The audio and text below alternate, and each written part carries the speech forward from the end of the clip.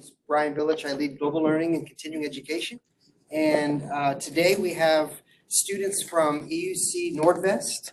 We've got 25 students who are business students, and they have prepared projects which they will present today. They have grouped into 5 teams, and each team has selected a global social conflict issue, and then they've developed a non-government organization to champion that cause. And so they're going to present that today. We have a break in the middle at 11:35, and we should be finished around 12:30 Central Standard Time. And I just want to say thank you to EUC Nordvest for being a partner. It's our first year to work together, and I hope it's the beginning of many years to come. Kenny Thomason, thank you so much. I know you're probably not watching, but I will send the link so he can watch in the future. I also want to thank Maria Vestergaard for being the sole leader of the group. Usually there's 2 teachers per group, so you've had your work cut out for you, but I think you did a fantastic job. Is that safe to say? Did Maria do a good job? They're all alive. Nobody ended up in jail. Which is good. And I want to go ahead and thank the students as well. You've been amazing. I think you're all real interesting, and I got to talk to some of you, but not all of you, but hopefully we can stay in touch. Keep posting on the Facebook page, and I can see what's going on in the future. So thank you all, the panelists as well. Evan, is it Rydell? Yes. Rydell, you got it. Talia Kaiser, Scott Goyette, and Ryan Tamayo. Thank you so much for joining us, adding your contribution to observe and engage the students. Scott Goyette, who is the business management instructor at ACC Business Department, and he has walked the students through the overview and theory of social enterprise and social entrepreneurship, and he's helped them build their presentations. And Sarah Shippey, who is in the Department of Communications, she has coached the students in theory of communications to be ready for today. So with that, I'll invite the first group to come to the front, and we'll get started.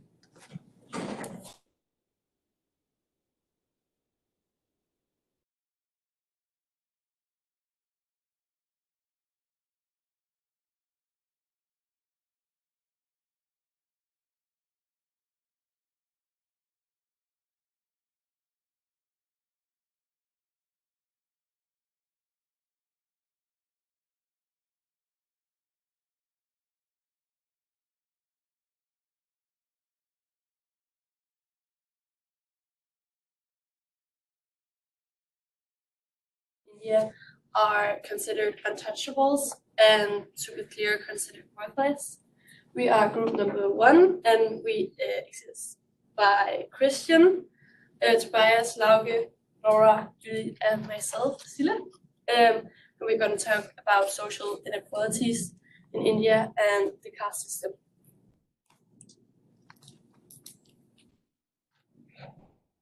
Make sure it's turned on. The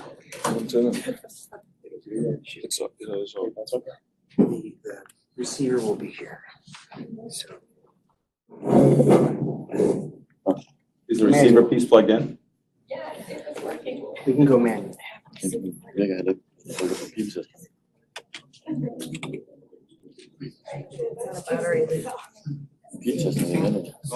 okay. We can go manually. I've done it Pause.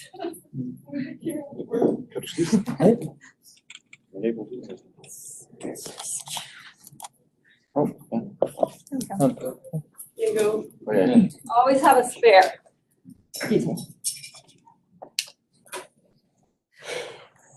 And that's why she's the teacher, because she has this stuff ready. Yeah. So, I can't get it out. There we go.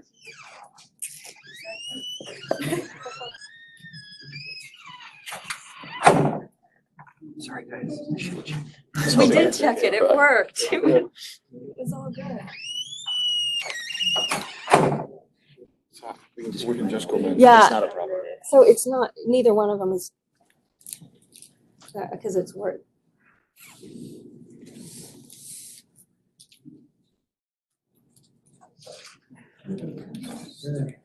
All right, that's okay. Just do it with the mouse. Yeah. It's okay. Yeah, the critical social problem is the caste system in India, and it is divided in 5 groups by the Brahma, that is the god, and the Brahmins is the highest class, and that's the priests and the teachers, and the second highest class is Satriyas, who is the warriors and the rulers, and then there is the Vaishyas, and that's the farmers, traders, and so on. And then at the feet, they're divided that the best are the head, and then the body, and the legs, and then the feet. And it's Shudras, and that's the laborers. And then there are the Dalits, that's considered the untouchables, the outcasts. They're the street sweepers, and they don't have any rights. It is illegal, the caste system, to be used in India now, and because it is a break on human rights, but people still use it. And it's cause of lack of information that people still use it. They don't know it's illegal. They just think about their religion and the past. They think it's okay to divide the people into groups. The root cause is the religion, because the caste system is part of their religion from Hinduism. And the root cause is also rural India, because they are the people who are not educated enough and don't have enough knowledge to know that it is illegal. So because of the caste system is a part of Indian history, it's almost impossible to get rid of in total. So instead of just saying that we want to fix it by getting rid of the caste system, we want to inform and educate these people, especially the untouchables, and make sure that they are aware that they have some rights too, and that they can change and have a better life for themselves. So we want to use some presentation and focus on the theme, and we want to support existing NGOs, and especially focus on the youth, because the older people in India may have already been rooted, like they don't want to change at all. So we want to focus on the youth and start there. And we want to, in our presentation and stuff like this, to use questions like, have you ever been in love with someone and known you could be with them from start? And have you ever thought about not being able to decide for yourself, to make them relate to this problem and make them think that it's okay to involve. And we want them to think about their future and make them change. Well, as a start of getting to know this problem and kind of, researching everything, we found that one of those who really works on this problem and puts a lot of time into it is a Danish-based company called IDSN, which stands for International Dalit Solidarity Network. They don't focus on the youth branch as such. They focus on kind of influencing the politics around India and monitoring the enforcement of the laws, and they work together with the EU and the UN, and that's kind of another approach that we use to them, so we can create kind of a nice synergy with them to better ourselves and get really deep into this and really try to make a change. The best practices that we could share with them are enforcement and presence. IDSN has a lot of presence already, so by kind of cooperating with them, we get a lot of presence just by kind of using their name in a way. And 2 things to avoid is blacklisting. If you get blacklisted, you can't receive funding from outside of India, and that's kind of hard, especially when we are a Danish-based company who are trying to get into India, so we can just kind of get pushed out right away. And we don't want to contribute to protest and such. It should be quite peaceful. And our innovative approach is like networking with the younger generations. We don't want to focus on the older generations because they already decided for themselves. They aren't as easy to influence as the younger generations because they are kind of a clean slate.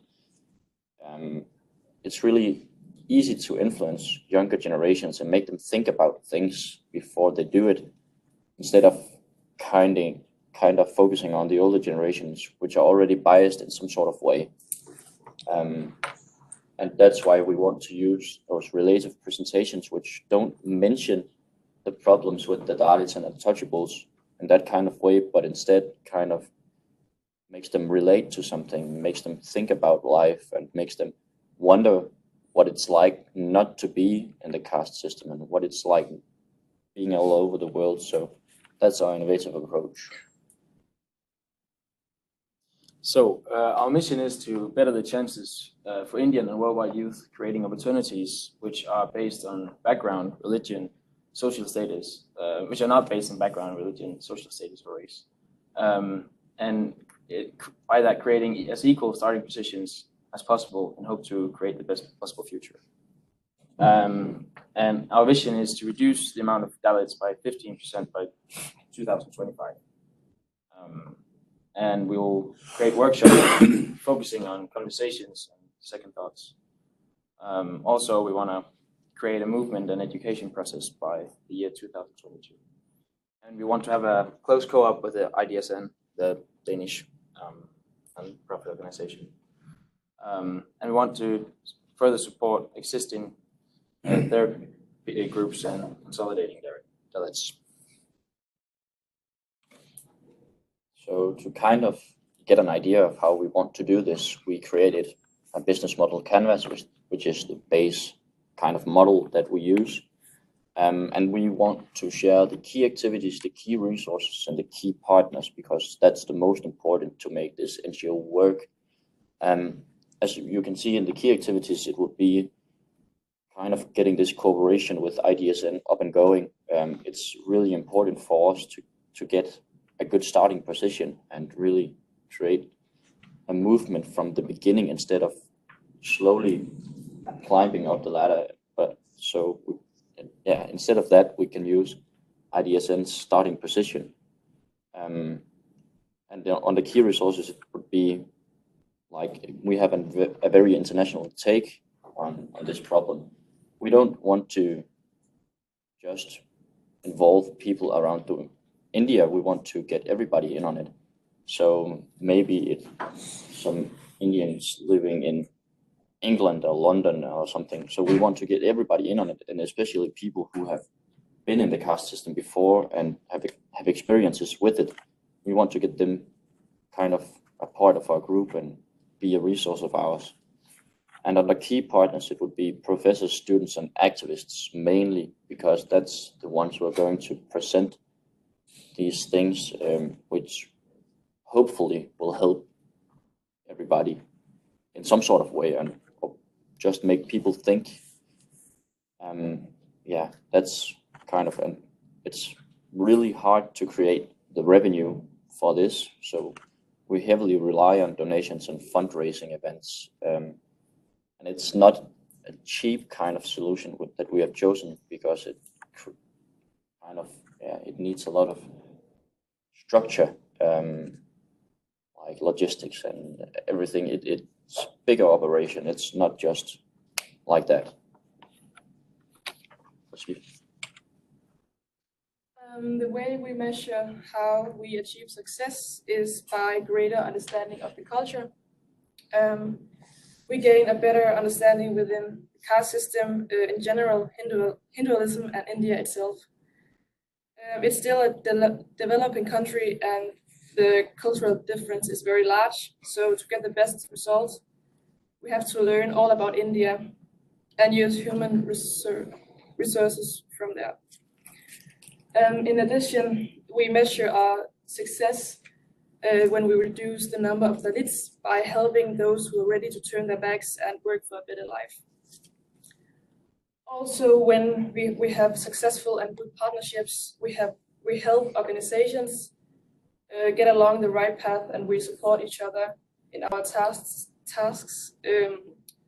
We learn each new different things. By working together, we open up a better opportunity by providing optimum performance. Yeah. The way we want to encourage the understanding is through lectures at schools by professors and students, and through conferences, as conferences with the UN. We also want to develop new relationships globally, and the way we want to do it is by using the International Dalit Solidarity Network. Since we want to work with them because they already work with UN to provide Dalit discrimination outside India, and we also want to travel to India to get a super learning curve and get a greater understanding of the culture in India. That way we want to affect companies and the population of India.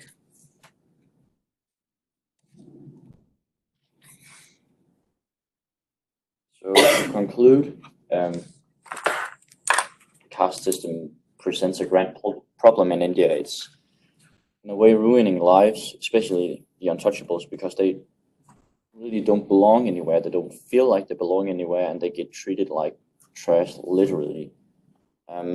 So we want to give them the opportunity to do something else, if they are ready for it, kind of turning their back on India, because it would take a lot of courage to get out of it, and it would mean in some cases that the ones turning their backs on the caste system won't ever see their families again.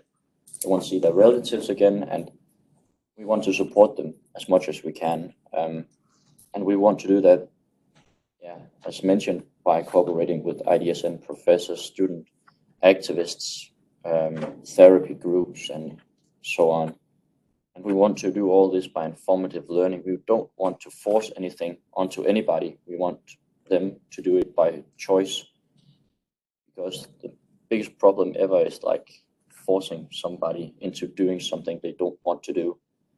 And especially when we have to do with something like religion, which is so complicated as it is.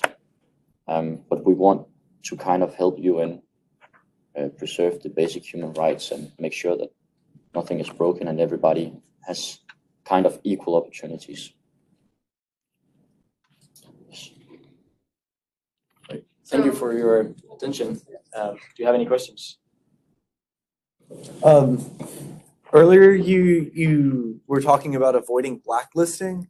How would you get blacklisted, and how would you avoid it? Well, there was an Indian company which was called Nasahan or something like that. They got blacklisted because they were too aggressive in their way of kind of enforcing everything. They went too aggressive, and they got or they received a lot of funding from other countries because they saw the potential that they were doing. But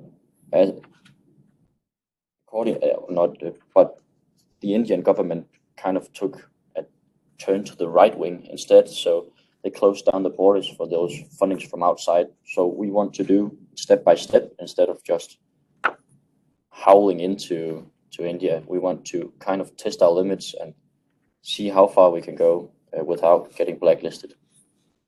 Thank you. No problem. Have you guys done a Hofstede analysis of India and their culture? And not this time, actually.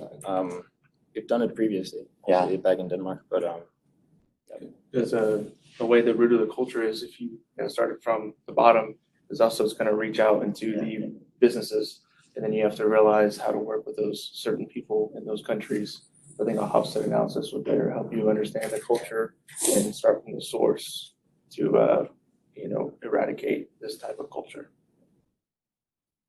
Do you guys have any more questions?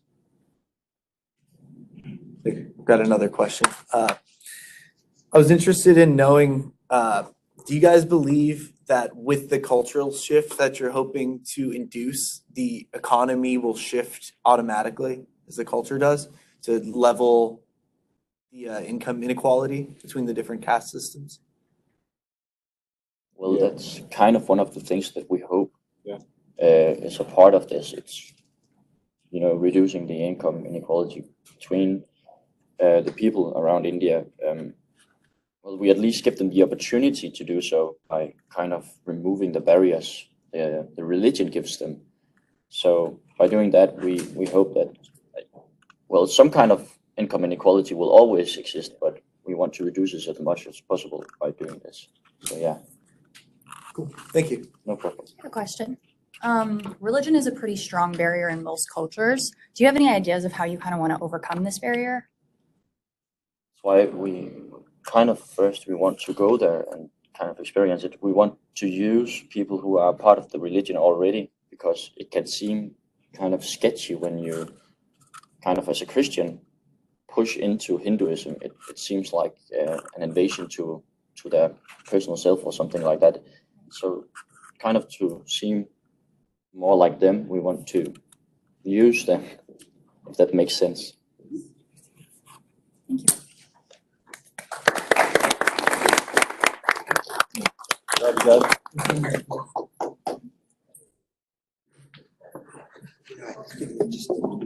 What a beautiful panel. Maybe by Very excited. It's gonna be a good day. It's fun. And then we get gluten-free. You got a gluten-free sandwich coming. Nice. I'm sure it'll be fun. I know they do the glove. They're like Thunder Glove. They're supposed to, when they make them, we can't prove it, but they're supposed to switch their gloves up. When they make them. I mean, I'm worried about like if they grab stuff out of the container. here's the simple truth. I've got a spare one When too. you're I don't think that was it. watching them, you call it. The Hong Kong list is really You high. never know. Most well-established companies are usually pretty good about that, though. But Especially with it's like one, fast it's food. just one human Okay, so being try ever. it. Yeah. It's one kid saying, I had a bad day and I'm I just took the batteries out, put it back in. It's true. It's true. Because they're thinking, how are you going to know if they're not celiac? So the simple truth is, every time we eat, we take a chance. Like I have moments where I'm like, why do I feel like this? I actually forget I'm celiac a lot. I'm like, You got it's right now. Why is my stomach? I I'm so exhausted. I'm know. like, It is. probably because I fueled myself completely incorrectly. But I tend to forget that. If for some reason it quits, you always got your backup next.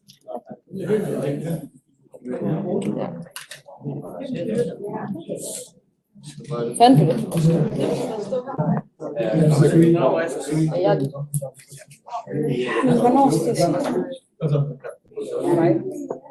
Det mener du ikke. Det skulle da ikke.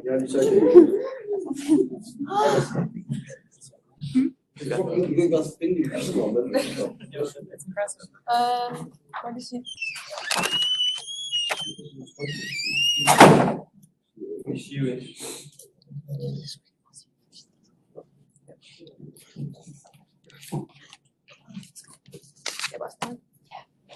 All right, to begin, I would like to ask you guys if you've seen this quote before.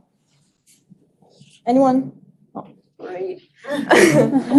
It's a quote that very well represents how the people of Hong Kong feel about their protest and like that they're justified in what they do. And also it's used on the signs that they hold up quite a lot.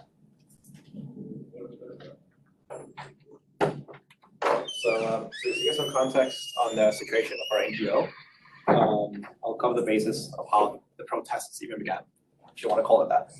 So Hong Kong is a semi-autonomous region, whatever that means.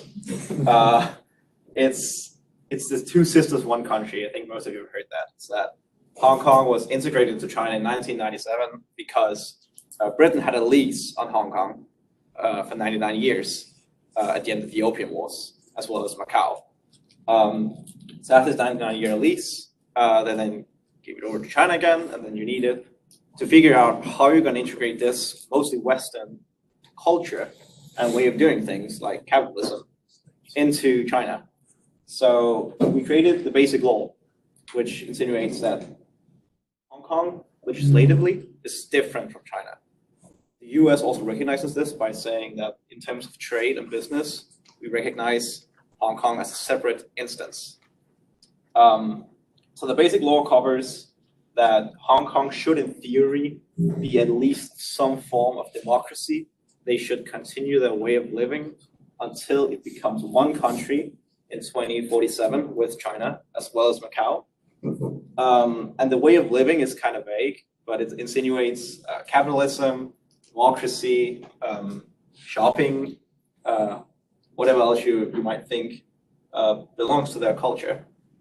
Now, at June 12th this year, the extradition law passed its second hearing in their Congress. And what that essentially means was that some Hong Kong citizens went to Taiwan a few months earlier. It was a couple. The boyfriend ended up killing his girlfriend and then fled to Hong Kong. Now, Taiwan doesn't have any extradition laws with China, and the Hong Kong citizens fled back to Hong Kong. So China proposed this law so that they could extradite these people and trial them in China. The Hong Kongers feared that this law would be misused and used against them to trial anyone from Hong Kong at any basis and then bring them to China and keep them there. So that's when the riot started, or the protest started. Now, these protests have developed. They've gone on for half a year, every single weekend. The Hong Kongers have 5 demands. You see them over here. The withdrawal of the bill has happened around last month, officially. That was too late. Now they have so many more demands. None of them have been met yet. The 12th June protest/riot is still being characterized as a riot by the Chinese. People are still being arrested and detained in China, not being trialed. And police violence videos still surface every single day. Just today, depending on what time you're on, a Hong Konger was allegedly killed by police tear gas because he fell over from a parking lot, died of the brain damage. And lastly, they want to dissolve the Legislative Council. And what that essentially means is that Hong Kong is only half a democracy. In the basic law, it cites that the executive leader of Hong Kong, must be elected either by universal suffrage or by an elected council. That council is being elected by Beijing officials. So as it stands right now, only half of the political officials in Hong Kong are being elected by the people, whereas the rest are being elected by Beijing officials who have been appointed by President Xi. Now, the protests so far have only really realized the withdrawal of the extradition bill, as well as causing international media coverage. So far, only tensions have arisen. The Hong Kong economy has declined, and fewer people have visited the Hong Kong Disneyland. So I think that's the most major consequence we can all agree on. Yeah, and our mission with this organization is to bring Hong Kong and mainland China to equal terms, non-violently, so fair and peaceful negotiation can proceed. And our vision statement is that mainland China meets the 5 demands of Hong Kong, and Hong Kong ends the protests. So how do we measure success? Very simply put, we measure success on any kind of positive relations between Hong Kong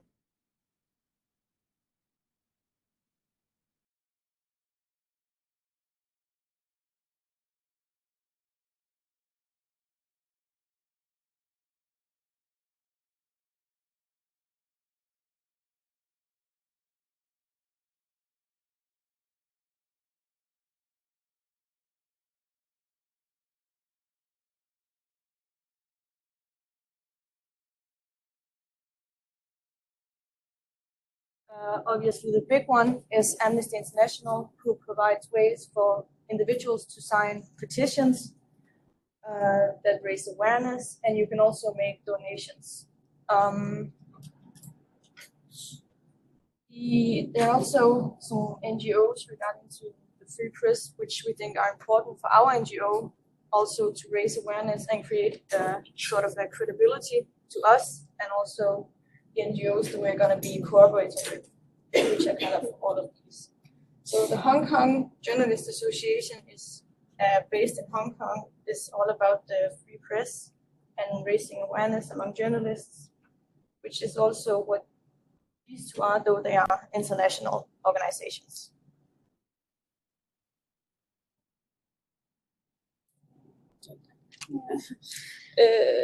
Because our organization needs a source revenue, we will need to market our NGO. Our organization will provide money to support on cause.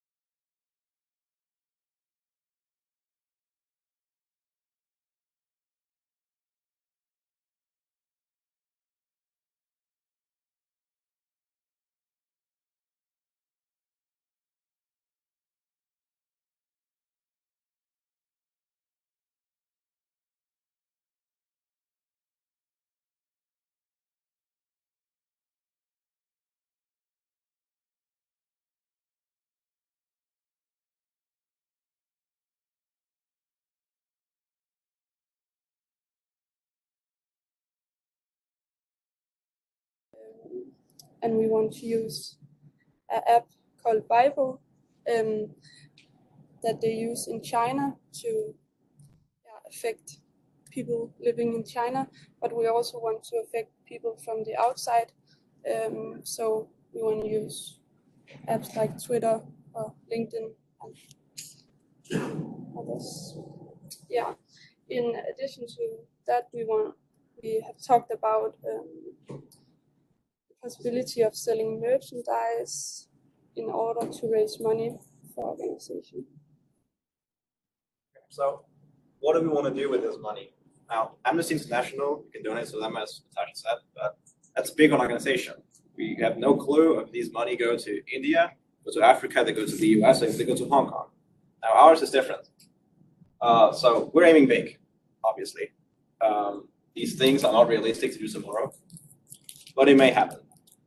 This picture is from lawyers demonstrating the silent protest in Hong Kong. There were up to 3,000 lawyers present. That shows that all Hong Kongers are willing to make change. So we have some people who are willing to sacrifice potential future careers in the mainland. So what we want to do with this money is that, as I mentioned, the Hong Kongers have 5 demands, one of them being that the protesters should be released and not charged. We want to help the protesters with that, so that we want to give legal advice for free, so that you can avoid being arrested and detained at all. And if that happens, we will try, keyword being try, to have lawyers represent them in a legal case. But this is China. We don't know if they change the law tomorrow, if the law is the same. And these kind of charges are pretty unprecedented. So we don't really know what the outcome would be if someone would be to face trial. We want to also raise some kind of awareness to the outside governments. But if we want to do this quickly, because we don't know how long this will last. We don't know if it will be shut down tomorrow, or if it will keep going for a year. So we need to act fast. The fastest way to affect the US Congress would be to lobby them, to pay them money to pass a bill. Currently, the US Senate is reviewing 2 bills. One is for deciding which departments, if any, will handle the Hong Kong situation. And the other one is, do we actually do anything? Is there even a break on the human rights? So, lastly, we also want to do some political pressure of some kind. That could be something going viral about Hong Kong, like the kid who died yesterday. It could be causing an uproar in the population of the governments who want to affect mainly the West. Could be the US, could be Denmark as well, could be Germany. Also, the protesters use, they're really smart about the gear actually. I don't know if you've seen the videos of them using umbrellas to bounce off tear gas, using like tennis rackets, bounce off tear gas back into the police, and also masks and caps and whatnot to avoid face attacks. Also, they use these things, the pointers, to blind the face recognition. But what is the worst case solution? What is the worst case if we don't do anything? The worst case is this. It's Tiananmen Square on June 4th, 1989, when a group of youth protesters went to the Tiananmen Square in Beijing, protesting or rioting for democracy, because China has, in recent years, by recent I mean the last 30 years, turned to more of a democracy, even though it's still obviously not. They then sent military and slaughtered up to 1,000 people for demonstrating their cause. Now, this has been erased for a lot of the Chinese people. The young people know about it, but the elders probably don't. Which brings me to my final and last point. We really have no clue what's going on, because the Chinese media is biased and the Western media is certainly biased in Hong Kong. Now, the boy who died from potentially police, that is being portrayed as being the police's fault, even though we don't know what happened yet. It could be just an accident. It could also be brutal murder. I mean, there is big hate towards China, especially in the US, because of the entire trade war happening. There's being painted an agenda of President Xi that might not be true. But the other way around, China is obviously not truthful either. We can't trust them. It's even hard for us to even gain access. So the only way we really can do anything is like the first thing we have to do is make sure that what's happening, and we report that. Like, that's the truth that we go through. We don't say, oh, well, China's bad. Anything they do is bad, because obviously the protesters have been violent towards the police. But obviously the police have been violent towards the protesters as well. Not both sides are just not covered. And we need to do that in order to do anything. Any questions? With mainland China being so communistic in their views, do you see Hong Kong actually seceding, just like Taiwan did back in 1949? Integrating into China? Is your question? No, Seceding, the other way around. like Taiwan. So all the capitalists from that were inside mainland China went off to Taiwan and started their own country because they had different political like views. So do you see Hong Kong following suit of Taiwan? That's a good question. I've been thinking of that myself. I think the best solution would be Hong Kong integrating into China.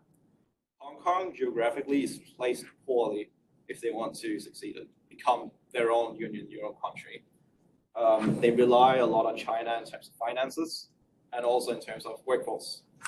I personally don't think it will happen, also because I don't think many governments would support it happening because of China. They're scared of China's military power and their economic power. Also, I don't think that's the best solution. But yeah, thank you for your question. Do you think it would be more valuable to encourage the people of China to work against the policy that's keeping Hong Kong in place now, or do you think it would be better to inform people internationally? I think, obviously, both are good. That's why I asked the whole question. Informing people in China is something that is hard to do because they block Google, Facebook, Twitter, YouTube, a lot of our news outlets also.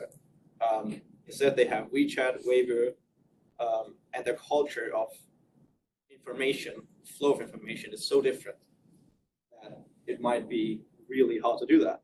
Also, they have a completely different worldview than most of the Western countries do. I don't think pressure from the Chinese people is realistic, even though it would probably be the best. So pressure from the international community is probably what is going to happen and what is the most realistic we can do. pressure their own governments. It's pressuring the Chinese or the Hong Kong government. Yeah. Thank you. Thank you for your question. I'm Any other? curious. Earlier you had mentioned safety for the protesters. I know there's a lot of violence going on amongst the protesters and amongst the police as well. I'm curious, do you have any ideas about how you want to integrate that? Yeah, sorry, I actually forgot to talk about that. So it's a good thing you asked me. Our quick thought was that security guards would help if that's even possible. I don't know if that's too expensive or if that's even such a thing. That would be the ultimate goal, to actually have someone that is not the police protect the people, because that's obviously the police's job, but that's not what they're doing. So we want to have someone who has equal force, equal amount of power that can defend these people. That might not be realistic, so that's why we're talking about the gear thing, because the Hong Kongers are mostly young people. There's mostly young people that are protesting, and they have shown that they're really good at helping each other and not hurting themselves. So it's possible that they can take care of themselves, but that's obviously not ideal. Ideal would be professionals. Well, ideal would be the government, but that's not happening. Yeah. Thank you. Thank you for your question. Any other questions? It was awesome. Thank you. Well done.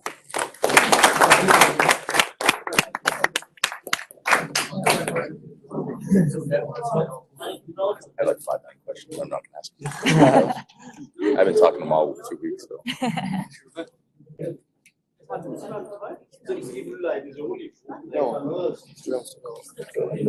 Just guess. Like what is it? I was. Yeah, his answer is exactly what I was. In theory, of course you want the people to support. I don't think so. The duality of that is once you get international population, and eventually they'll migrate. Once they hear it, because they're rising up, it's not going to do anything. Do you want to close out that? I mean, it's got to be the international population I guess. putting pressure on them. So you can just press F. Like, why would they change what's benefiting their elite? Like, why would we? We're not going to do it unless you have, it's going to be international, it's going to be internal, but it's going to start on the outside. Right, and you got the clicker. And the threat's not coming from Turn the around the other. If you threaten their economy in any way, they're listening, period. Okay.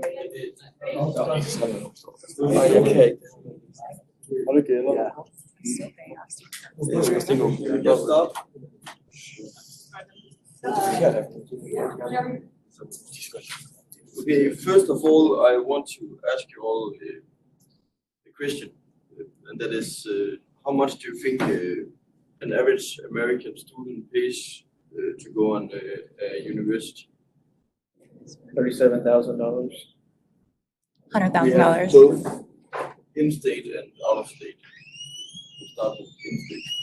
In-state per year, probably about 12,000. Out of state, you're looking at 33,000. It's close, but it's $9,970 per year in average in-state. And then out-of-state, it's $25,620 on average. And then we have our group, and it's Lucky Wages. It's What happened to Lewis? presented by these four handsome guys.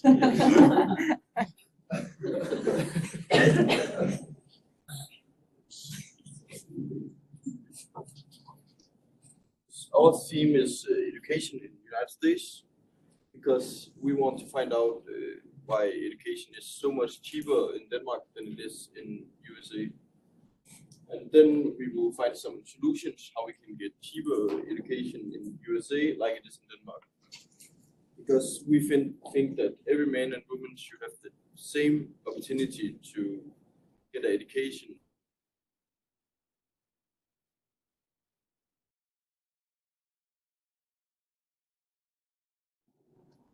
Okay, so around age 6, children begin in primary school and afterwards secondary school and so on.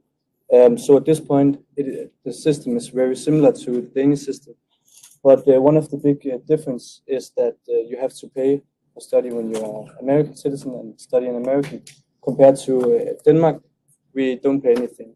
But actually, when you are turning 18, you get paid for study.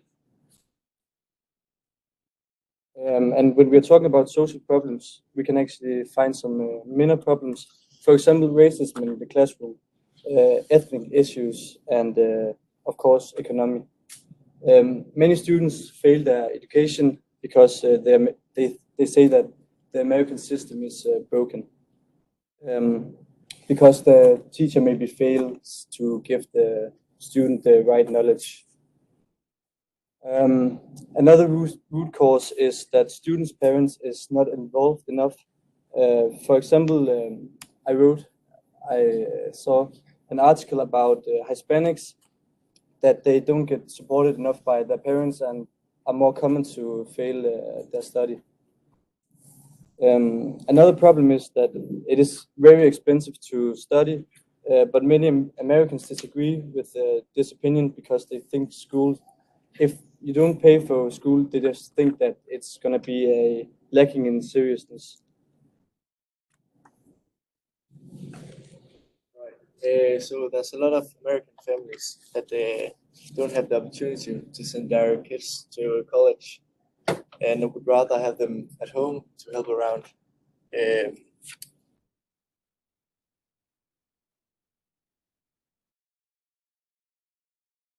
Kids kids need to think critically. The kids are in a learning process, and some of the kids are in a position. Some kids are in a position that makes them able to do something other kids can't, and therefore the kids who don't have those opportunities may fall through. So kids need to find things they're good at instead of looking at others. For example, finding role models that could be celebrities. That could also be a local man who just made a career himself. Then back to the families that aren't able to send their kids to college. That could either be because of their economic situation or that they just need help. In Denmark, we have something called SU. It's educational support from the state, and it means that from you're 18 years old, while you're studying, you'll get money from the state to help you pay your monthly monthly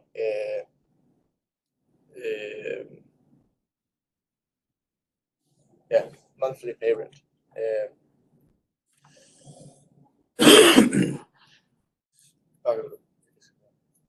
Yes, MDRC is an organization who helps low-income families and students with money and guidance.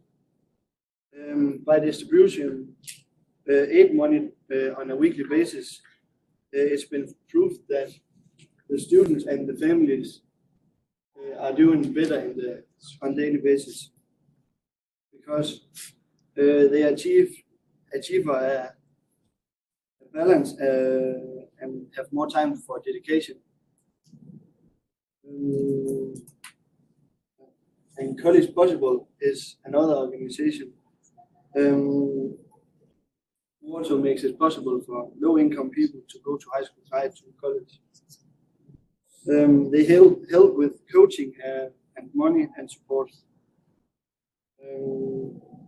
After high school, the students receive coaching through transition, and the coaching is personal depending on what college they're going to.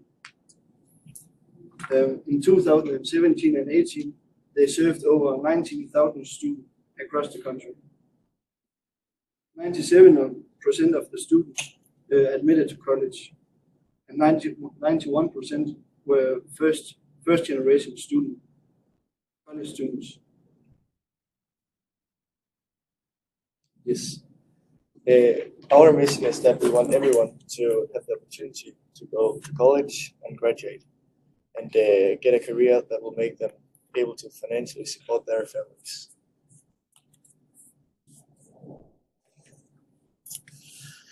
How we measure success? We measure success by wealth, job titles, and happiness, and discover our values.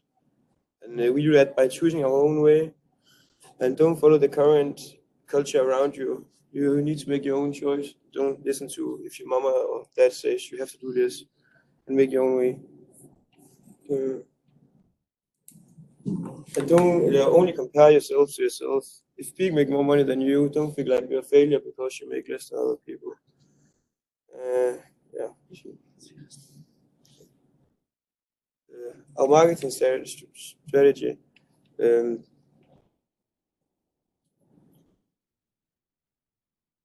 Our purpose is they want to make the education system the best way possible, and our audience is students, college people, and we want to make a plan to do it the best way possible. Yeah. Any question? I had a question. So I was curious on whether you think that every college should be free tuition, or if there should be free tuition options at community colleges like this one. We think that everyone should have the chance to go on a college if that's what they want to. Okay. My question was more, there are different sort of levels of school. So some of the most prestigious, expensive colleges I was wondering if you think that those should also be free, or if there should be free options that are sort of like more entry-level colleges, so everybody has the opportunity to go, but not every school is free. That's an opinion that some people have. So I was just curious on what you thought of that. I have the same opinion. You think so? Yeah, I think so. I think some colleges should be free. It depends on which level. Okay, cool. Thank you. How do we make it free? Money's got to come from somewhere. Yeah, in Denmark we pay a lot of tax, and the free school goes through our taxes. Yeah. Well, in the state of Texas, we're mostly Republican or right wing. How do you propose that to pass through legislation? And most people in the rural areas of Texas are going to be very opposed to. Of course, you have to be willing to pay more tax to get the free college and free high school. So if we're paying more taxes, what is our benefit? Yeah, we got to have something to show these people that with more taxes, we're actually getting something out of it. So what's your complete case? That is why we are going to use our role models to show them that education is worth it and it's investing in their future.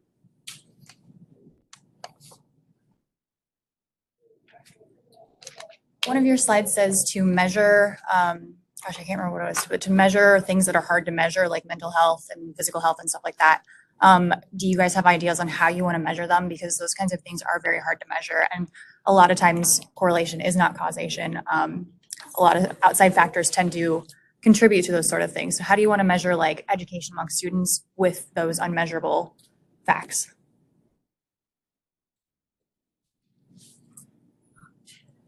Can you repeat the question? I guess the easiest way to put it is like a lot of things like physical health and mental health are hard to measure amongst people here in the United States. So how do you want to go about trying to measure those and relating those statistics to how much education that person has? So remember what I talked to you guys about like the first day? One of the things that I was sharing with you is the importance of it's not just getting an education, there's emotional intelligence. So how do we get to a point where we're emotionally able to do the work? So how do I look at the intangibles? Like you can look at us and you can decide, oh, we're successful because we have degrees or whatever, but there's more than that. How are you guys going to understand, engage that? Like, how do I know if you're successful and you're not just playing some game and on paper you're successful?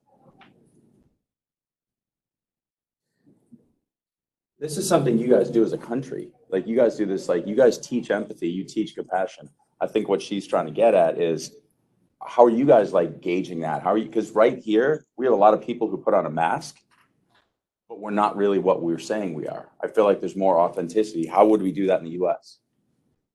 Is that what you're doing it? Okay.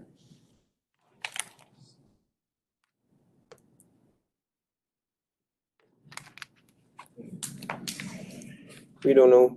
That's a good answer. That's a fair answer. So we're not doing that great either. So maybe you guys can look that up for us, figure it out, go back home and get that answer back to us at a later date. Any other questions? My question.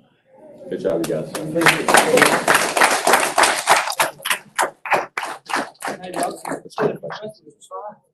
Well, I wanted you guys to go there. I want you to jump because they didn't do as much work as the other group. So, Yeah. And they Okay, needed, we're but gonna they take needed a to break until 11:45. So we're 5 minutes ahead of schedule. So we'll get started again at 11:45. Thank you. And they have answers because they're right on the video. That that's like, wait, we said to You alle som står her. Frequently. I still think that was hilarious though. That like I didn't say one swear and I say a swear example, and it's right here. This is exactly. It's like it's unreal.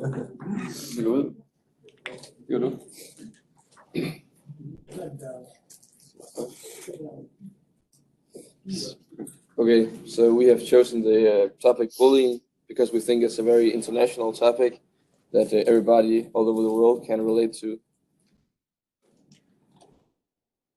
Have you ever been bullied? And this is optional. You don't have to raise your hand, but I'll just ask you questions. And if you want to raise your hand, you can. Raise your hand if you ever have been mean to somebody.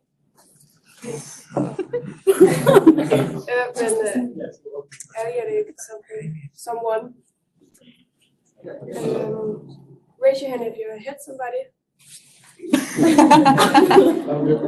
Raise your hand if you ever ignored somebody. Made fun of someone's emotions. Written a mean comment or message on the internet. Made fun of someone's clothes. And hurt somebody mentally. Yeah. Bunch of human beings in here. Crazy. Did you raise your hand to any of these? 30% admitted to have been bullied, and 17.6 have seen bullying. And are you a bully? And our critical social problem is that there are many kids that are being bullied every day and they can't escape it. They are feeling powerless because someone is bullying them, and bullies are often jealous or frustrated with the person they are bullying. The bullies are often the bullies will often suffer from lack of understanding and empathy. And they may be also bullying because of lack for attention. And it's often that the bullies come from dysfunctional families, like maybe their parents are divorced. And that's when you can see maybe the jealousy of someone who has their parents are not divorced. And the bullies need the control, and that's why they bully someone, because then they have the power of someone's feelings in a way. And they really don't care about how they feel, they just do it. And bullies, they can't regulate their emotions because when they get sad or something, they bully someone to get their feelings out or frustrations out that way. Then we have our solution to bullying. We want to make videos about kids who have been affected by bullying, and try to make them speak about what happened to them and make something that other kids can relate to, and make them feel like they're not alone about being in that problem.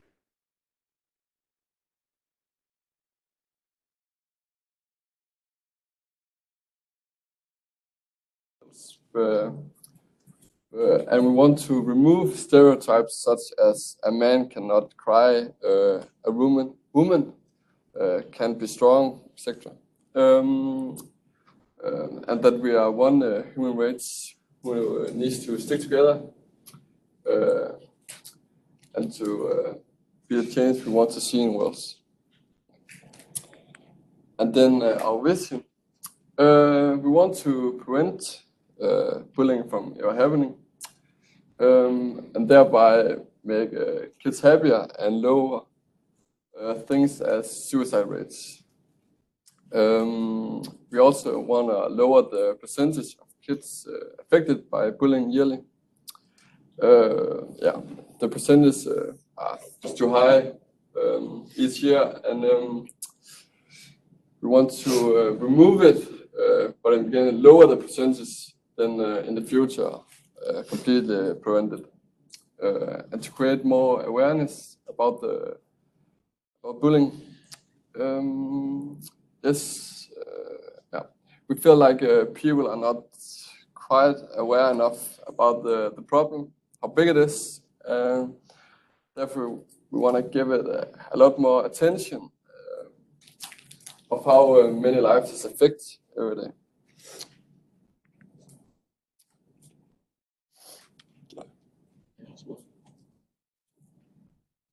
So our mission is to prevent bullying from happening, and that's well right, because we're not only looking for preventing it happen in the US or in Denmark, or we want it to be well right. You know, that's a big thing to do. So we want to lower the percentage of kids affected by bullying every year. That means we want to reach them very young, because it's hard to change the pattern of kids that's older than, that have the pattern for multiple years. And we also want to create awareness of the issue that people are getting bullied and it's affecting their life. So we also made a SWOT, and the first one is we want to create a video on YouTube, because we believe that is the most effective way to do it, and it doesn't cost that much to do. We just need some affected kids to tell about their story, and that will help other kids to realize that they aren't alone about this problem. So weakness, it's hard to read every kid that affected by bullying via YouTube and social media, because it's some of them don't feel safe on social media, maybe because they have been cyberbullied. And so the opportunities we want to educate, we want to tell the kids very early in school that it's not cool to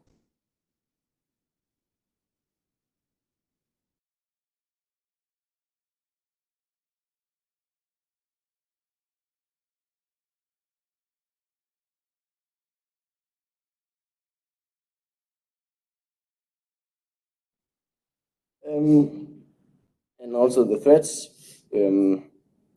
It's hard to the mindset of people thinking that it's not a problem that people are getting bullied, because it's always have been that way. So they just ignore the problem and they think it's not that big of an issue. The society norms. Some people also think, or most people think, that it's okay. It's not okay for a man to cry and show emotions, and we have to be manly and strong, and we don't talk about our emotions. And as for women, they have to be soft and cry about everything, and they can't be strong and show emotions.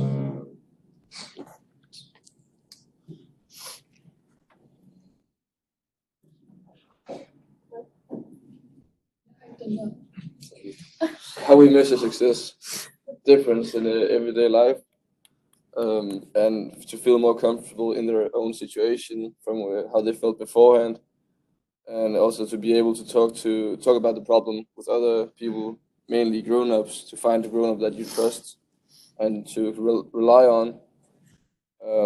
without anybody judging you. So again, to alienize bullying, to make bullying something that bad people does, and to make people realize that it is not cool. Yeah, basically.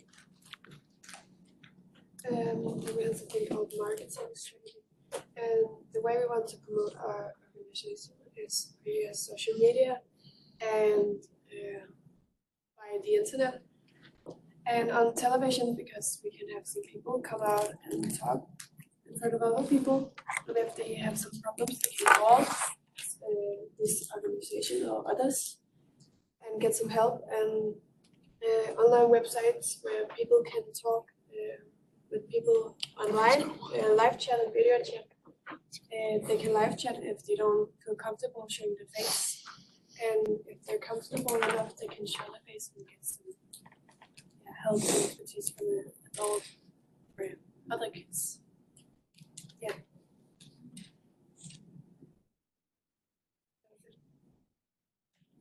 Any questions? My question would be, at what point do you know that somebody's been bullied? Is there sort of a threshold that's that you cross where it becomes bullying rather than just, you know? I think it's important to look at their emotions. If someone gets beaten, a lot of times they, of course, get bullied. And if someone's just getting beaten one time and feel very down, they can also feel like they are getting bullied. So we have to help both of them.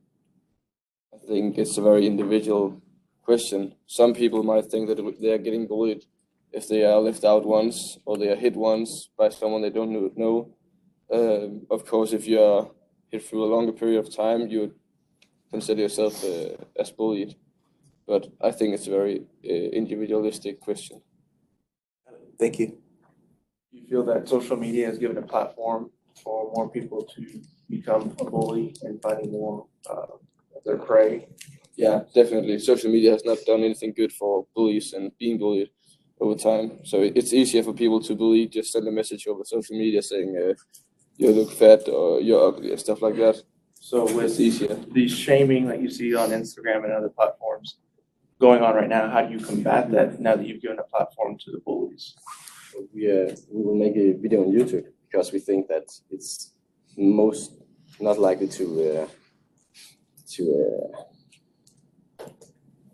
we think that people on Facebook bully more than people on YouTube, so it's hard to bully people from a video on YouTube. Yeah, and it's easier to control via our own page on YouTube. We can always control the comments when it's our own page. There's a lot of influencers on Instagram who promote being yourself and just being happy and don't really care about much what people say about you. Promoting other people to feel the same way. A lot of this is tailored towards those who are being bullied. So a lot of this is to focus on like uplifting those who are being bullied and kind of a solution for them. But how do you look at the other side of things? How do you get to the people who are doing the bullying? Because a lot of times those doing the bullying are stubborn or feel like they're better than other people, and like showing the people who are being bullied may not affect those who are doing the bullying. So do you have kind of a way to kind of reach that audience? So a little bit about we want to tell them at a young age because it's easier to make them understand the issue when they're young. So that's how we can do it. Also, an idea could be to take the bullies and the victims of bullying into the same room and make them realize how much they have in common to make them one, as we talked about earlier, because now everybody just alienizes each other, seeing, oh, he's another race than me, he's so and so different. You have these stereotypes about them and so on. So we need to blend in and make the kids understand that they have so much in common. I have one more question, actually. I know your main focus was to make YouTube videos of those who have been bullied. A lot of times people don't want to come out because they're afraid of their bullier. How would you approach someone and ask them to kind of be part of this YouTube video and get them to share their story if they're very afraid to do so? Make them feel comfortable at first. You can't force somebody to tell the story if they don't want to. And maybe not show the faces or the names, just write the story down. So I think it's important to tell the kids who are in the YouTube video that they are able to help other people like them, other kids. You just gave me an amazing idea. What if we did this? What if you took like who you were, okay, and so you actually did a recorded video, but not your face, and so you did a recorded video, but we took Sophie and we had Sophie's picture up there. So she's telling like the whole story or whatever, you know what I mean? So that they're like aligning it to what they see, and we're just showing people that you just are literally bullying based on what you see, and there's so much more underneath. So we all just switched ourselves into your own way. Does that make sense? Yeah. Because literally, like, it'd be people like, there's no way that person's bullied or whatever, and they'd realize they like the person underneath, and they just never get a chance to do it. Cool job, you guys. Well done. Thank you for your questions.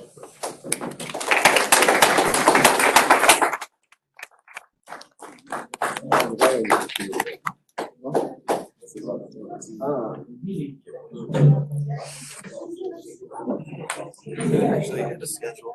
It's surprising these types of things never go ahead. Oh yeah, they are by 10 minutes. All those slots. Yeah, we're good. Perfect.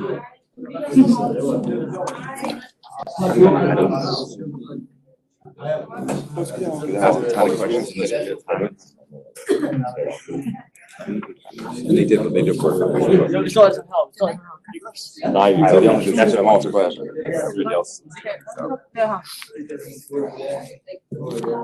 Hvad er det, som til højre? Det var så.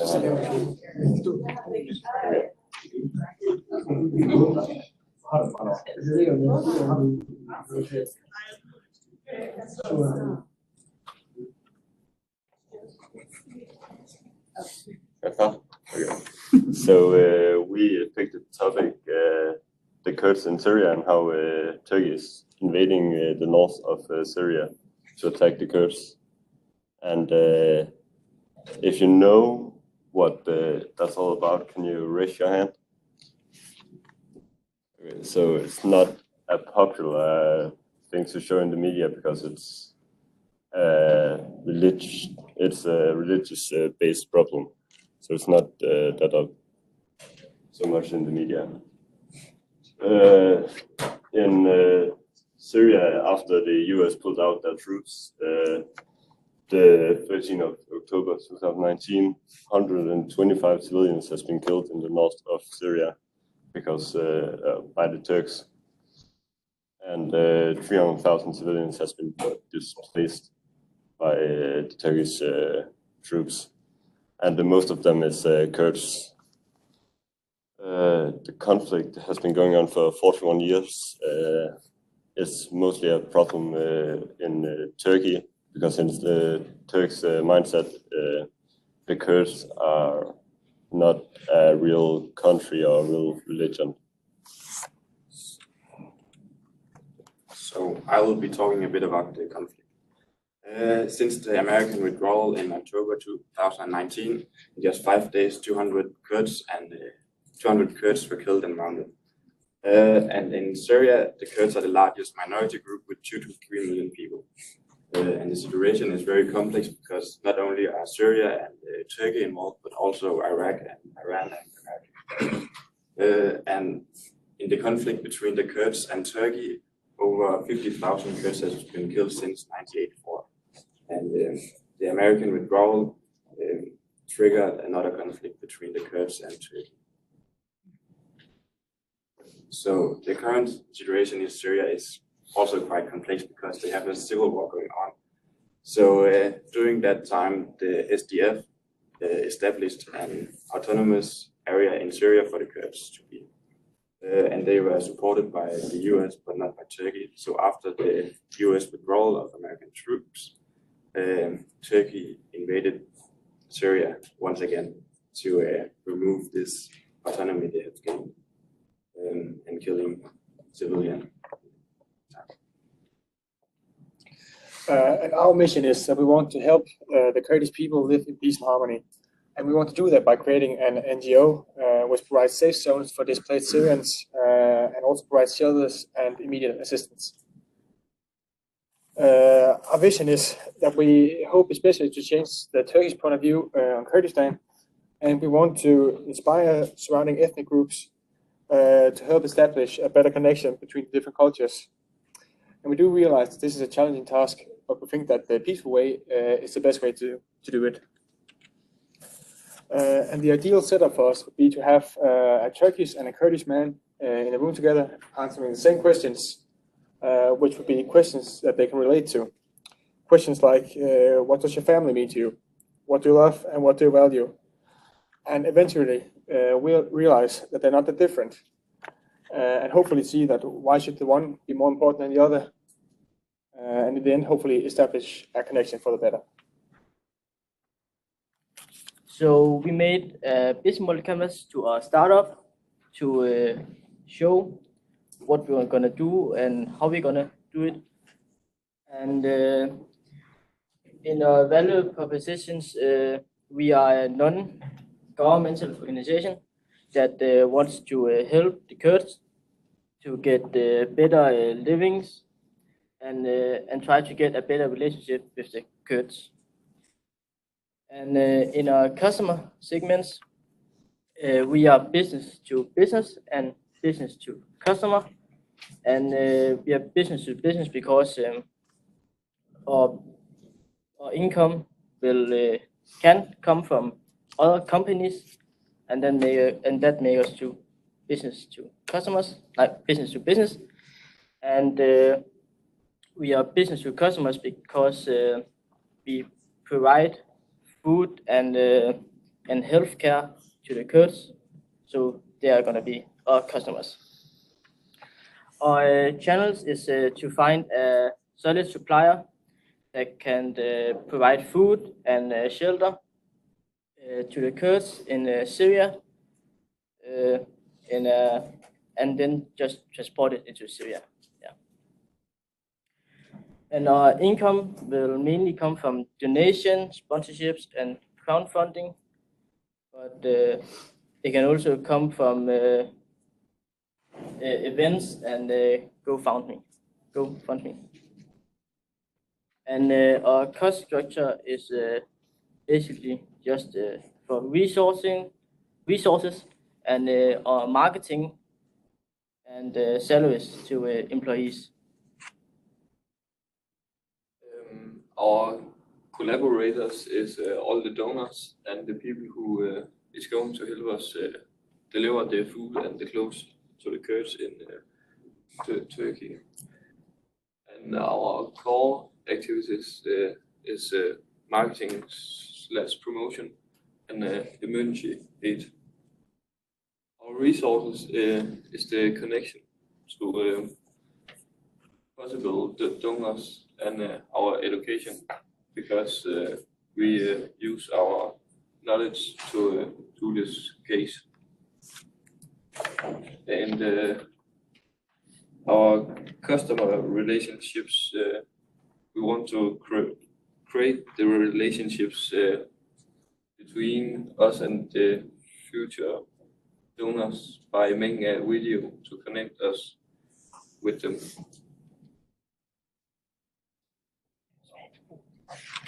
And then we have our mission, and in that we will get medical care, clothes, clean water, and meals, etc., etc.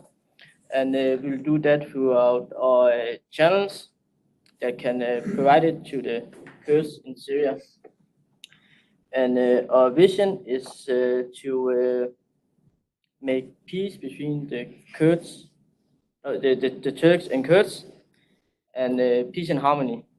And by getting other people to open their eyes to this conflict, we are making a video that we are gonna watch later on. And yeah. So to summarize, the Syrian Kurds are experiencing quite a bit of instability at the moment, with the US withdrawal of troops and the Turkish invasion. And also Turkey are threatening the human rights of the Syrian people by not respecting safe zones and attacking hospitals and a lot of civilians. And we really want to improve the diplomatic relationship relationship between the Kurds and Turkey especially, but also between the Kurds and the surrounding ethnic groups.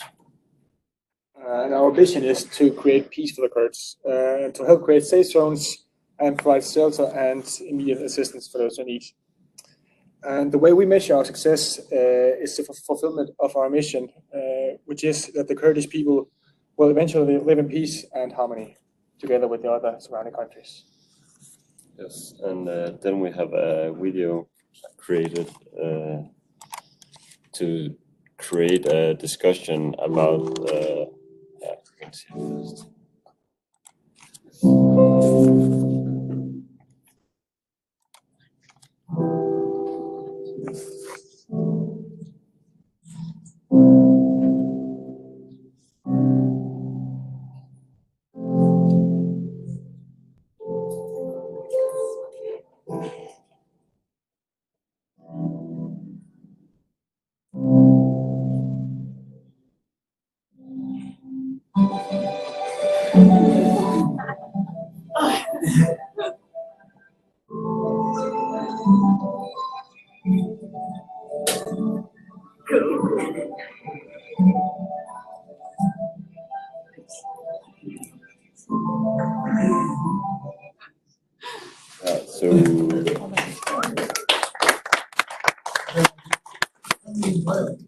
So we created that video because we wanted to start a discussion about how other people look at how the Kurds are treated in Turkey, and want to show our point of view. Yeah, and then does anyone have any questions? Hi. I don't. Maybe you explained it, but I don't think I caught it. If you did. What is the definition of Kurd, and why do the Turks and maybe Syrians not like the Kurds? What's the differences? So the Kurds are an ethnic group and the largest group one of the largest groups without their own country. And they live mainly in Iran, Iraq, Syria, and Turkey. And can you go back to this first slide?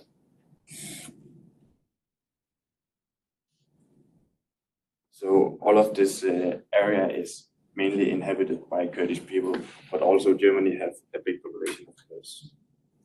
And yeah, the Turkish people really don't like the Kurds because it's deep-rooted into their mindset. What are some of the stereotypes of these people that they're like buying into? About the Kurds? Yeah. So some of the Kurds are not as conservative as normal Muslim people, and more modern compared to Western standard. They don't appreciate that. That's especially true in Iraq. Earlier you mentioned doing an interview where you ask the different groups questions, or an individual from either group questions to see how they relate. How would you plan on getting that interview out to people to see that? That will mainly be through social medias and hope for bigger media coverage like radio station and news stations throughout the country, and hope it goes viral. Yeah. That sounds pretty effective. Thank you.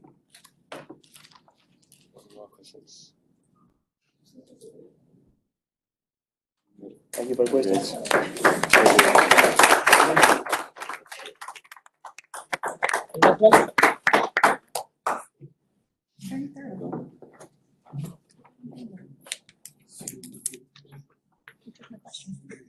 All right, well, that's all our presentations. Thank you so much for watching, and thanks to all those watching online. Brian? Yeah, just that. Thank you so much. Sarah, you did a great job. Scott also. We couldn't have reached this level of success without your help and your cooperation. So everyone deserves a huge round of applause. So we'll have lunch shortly. We're a little bit ahead of schedule, so like maybe in the next 10 minutes or so. If you want to stretch your legs, use the bathroom, wash your hands, whatever you need. We'll eat next door. Can you turn up the hot mic?